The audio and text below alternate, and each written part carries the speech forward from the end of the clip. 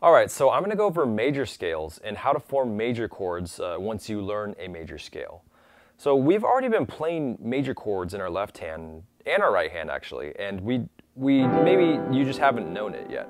Because like we've been playing this 4 chord with the 2, 3, 5, 7 here, and then also this 1 chord with the 2, 3, 5, 7. And these have actually been major 7th chords. So we've already been playing them, but I taught you in a way where you could just learn the chord without really having to know, all the music theory behind it.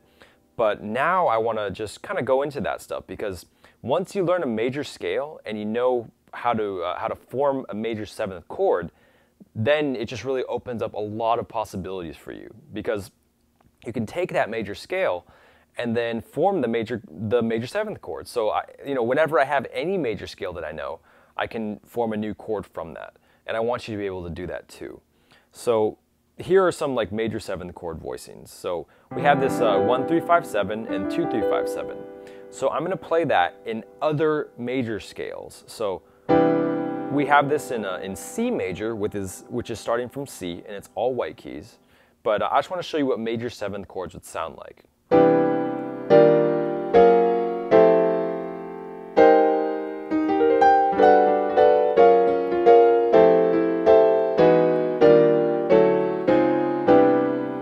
So I'm just kind of going in between a bunch of different major 7th chords and major scales.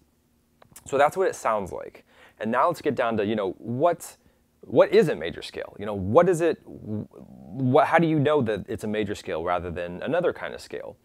And basically, a major scale just sounds a certain way. It's a scale that sounds, to me, like a bright, a happy sound, or like maybe a light sound that you would associate with it. So what I mean by that is, like, a major scale will always sound like this. Like it'll always have that kind of sound to it. No matter what major scale you're playing, I can play the E flat major scale or the E major scale.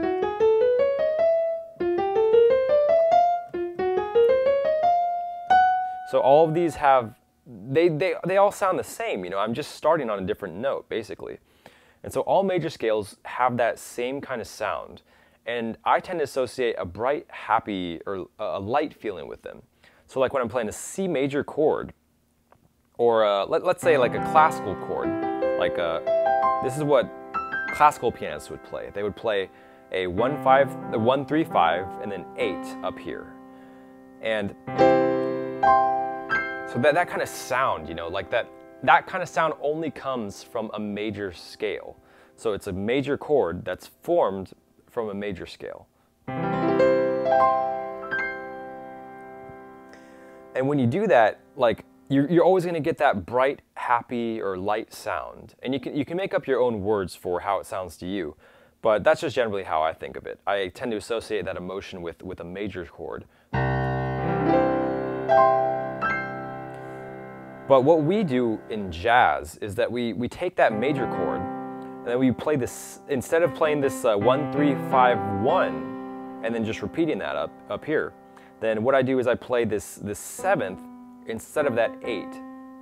So we play 1, 3, 5, 8, and then we take that 8 and we move it down to the 7th.